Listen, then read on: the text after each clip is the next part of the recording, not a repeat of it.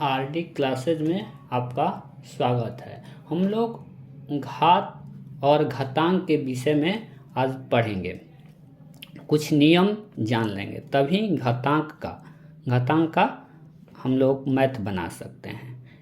बहुत सारे इसमें का नियम बहुत सारे आप लोग जानते हैं, कुछ नए नियम भी होंगे जिसको कि हम आपको शेयर कर देता हूँ। जैसे हम इसको रहेगा ऐसे रहता है तो मान लीजिए यह है अंक के रूप में हम जान लेते हैं। यदि ऐसे रहता है तो इस ऊपर वाले को हम लोग ऊपर वाले को घात कहते हैं और नीचे वाले को आधार कहते हैं। ये मान लीजिए कि ऐसे है तो यह ऊपर है, ऊपर को हम लोग घात कहते हैं और नीचे को इसको आधार कहते हैं। आधार। अब इस तरह का हमारा हिसाब रहेगा। मान लीजिए कि इस तरफ का हिसाब रहेगा तो इसको हम लोग ऐसे लिख सकते हैं, 2 बार। 2 है तो 2 बार लिख देंगे। 5 को ही 2 बार लिखेंगे, 2 नहीं 5 को 2 बार लिखेंगे। अब इसको हल करेंगे तो 5 5 25 आ जाएगा। इस तरह घात और आधार जान गए हम लोग। घात को ही घातांक कहते हैं, यानी कि घात में जो अंक रहता है उसको घातांक कहते हैं। ठीक, मान लीजिए कि ऐसे रहेगा तो उसको हम लोग इस प्रकार से लिख सकते हैं। 3 है, पावर 3 है, यानी कि 5 को 3 बार हम लोग लिखेंगे। ठीक, और अगला नियम है पावर 0 रहे तो पावर 0 रहे, किसी अंक का पावर 0 रहे तो उसके बराबर हमारा 1 होता है। मान लीजिए कि 1 to 100 तक कोई भी अंक रहे, 1 से अधिक कोई भी अंक रहे और उसके पावर 0 रहे तो उसका मीनिंग 1 आता है। जैसे कि मान लीजिए कि 10 पर पावर 0 है तो उसका भी मीनिंग 1, और यदि ये 80 है, 80 पर पावर 0 है तो इसका भी मान 1 आता है। और यहाँ 12 भी पावर 0 रहेगा तो मीनिंग 1 आएगा। इस तरह अगला नियम है, मान लीजिए कि इसको हम लोग आधार कहते हैं, इसको घात कहते हैं। तो यदि मान लीजिए कि यहाँ पर तो ये अंक नहीं दिया है, अंक के रूप में समझ लेंगे कि मान लीजिए कि इस तरह का रहे और गुना करना है। यदि आधार समान रहता है, मान लीजिए कि आधार ये समान रहता है और गुना करना है, अंक पावर भिन्न भिन्न रहे, आधार समान रहे और भिन्न भिन्न पावर रहे तो इसको हम लोग पावर को जोड़ देते हैं, आधार एक ही बार लिखते हैं। मान लीजिए कि इस तरह का रहे तो हम लोग 5 एक ही बार लिख देंगे और इसको घात को हम लोग जोड़ देते हैं। तो घात जोड़ देंगे, कुछ इस तरह का हमको दिखाई पड़ेगा।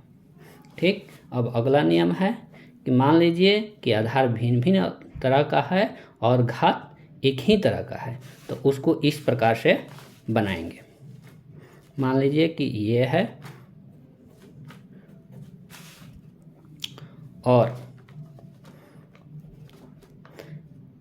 3 पर पावर 3 कह रहा है कि आधार एक ही प्रकार का नहीं, आधार अलग अलग प्रकार का और घाते एक ही प्रकार का रहे तो उसे हम लोग क्या करते हैं कि घात को गुना कर देते हैं, आधार को गुना कर देते हैं 15 और घात को एक ही बार लिख देते हैं।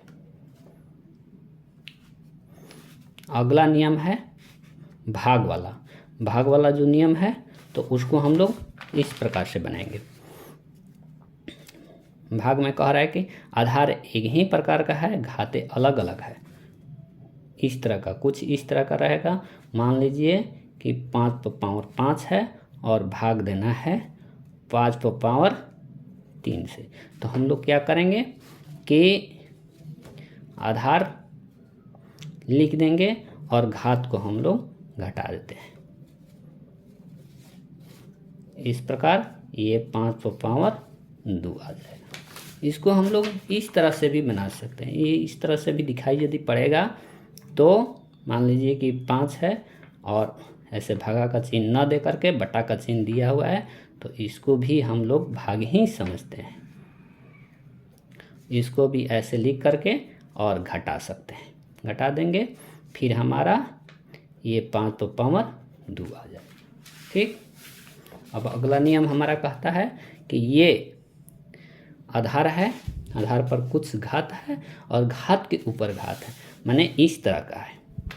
मान लीजिए कि 5 है, 5 पर हमारा ये आधार हो गया और इस पर घात है 3 और इस पर घात है 2। तो हम लोग क्या करेंगे कि इसको इस तरह से लिख करके हम लोग गुना कर देते हैं, यानी कि इस प्रकार से आ जाएगा 5 3 गुने 2, हमारा पुनः है 5 पावर 3 दूनी 6, इस तरह से आ जाएगा। अब अगला नियम है ऐसे, तो इसको हम लोग इसी प्रकार से नहीं समझेंगे, इसको हम लोग देखिए इस प्रकार से बनाते हैं। मान लीजिए कि ये 5 है, 5 पर पावर 3 है और फिर पावर 2 है, तो इसे हम लोग क्या करते हैं कि 5, और इसका मतलब ये नहीं है कि दोनों घात है, इसका मतलब है कि ये 3 है और 3 के घात 2 है, तो 3 2 बार करना है, यानी कि 3 गुने 3, इस तरह से ये हमारा आ जाएगा 5 पावर 9। ठीक, अगला नियम है, अगला नियम है हमारा कह रहा है कि यदि बराबर के दोनों तरफ आधार समान हो तो घातें भी समान होती है।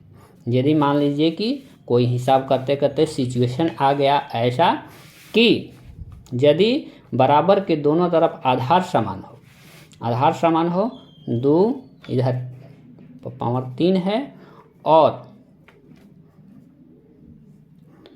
2 पावर 3 है और यहाँ पर x, तो घाते भी समान, आधार समान हो, तो आधार यदि मान लीजिए 2 2 आधार समान हो, तो यदि मान लीजिए कि ऐसा सिचुएशन आ जाए, तो इस तरह से यहाँ जो आधार है, आधार बराबर है तो इसकी घात भी, ये 3 है तो यहाँ भी 3 आना चाहिए, तो इसलिए x बराबर 3 हो जाएगा। और अगला नियम कहता है कि यदि दोनों तरफ घातें समान हो तो आधार भी समान होती है। मान लीजिए कि सिचुएशन हमारा ऐसा आ जाए, हिसाब हल कर रहे हैं, उसके बाद हमारा सिचुएशन ऐसा आ जाए और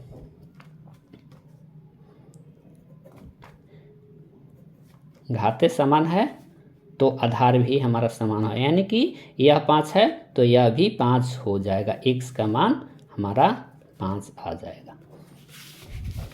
अगला नियम यह है कि किसी अंक पर यदि माइनस में पावर रहे तो हम लोग उसे ऐसे लिख सकते हैं। मान लीजिए कि यह 2 है और कोई पावर यदि ऐसे है, माइनस में 2 है, 3 है, 1 है, कुछ भी है, तो उसे हम लोग ऐसे लिख सकते हैं,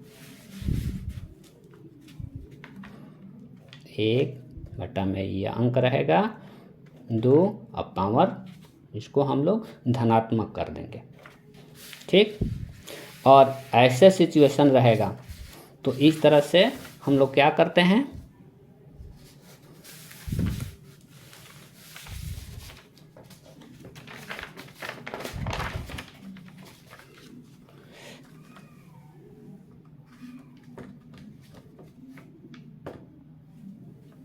तो इस तरह से रहेगा। मान लीजिए कि बटा में कोई संख्या है 5/3 और कह रहा है कि धनात्मक, ये क्या है, धनात्मक कोई ऋणात्मक उसका घात है, तो हम लोग इसको इस प्रकार से बनाते हैं, इसी को पलट देते हैं, ये भिन्न जो है, भिन्न को ऊपर वाले को नीचे और नीचे वाले को ऊपर लिख देते हैं और ये ऋणात्मक से बदल करके धनात्मक हो जाता है।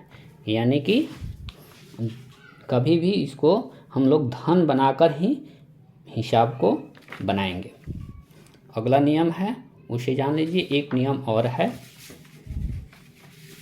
कह रहा है कि यह जो है इस तरह से कोई संख्या है, यदि अंडर रूट है तो उसको हम इस प्रकार से लिखते हैं, और यदि ऐसा है तो हम उसे इस प्रकार से लिख सकते हैं।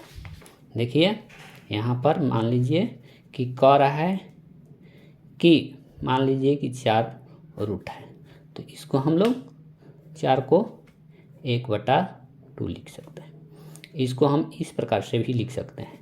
हिसाब करने के लिए यदि मान लीजिए कि हमारे पास ऐसा आ जाए सिचुएशन, तो इसको हम लोग बनाते समय इस प्रकार से भी लिख सकते हैं और इसका मान 2 आ जाएगा। फिर मिलेंगे अगले वीडियो में, तब तक के लिए धन्यवाद। चैनल यदि आपको पसंद आए पढ़ाई तो चैनल को सब्सक्राइब जरूर कर दीजिए।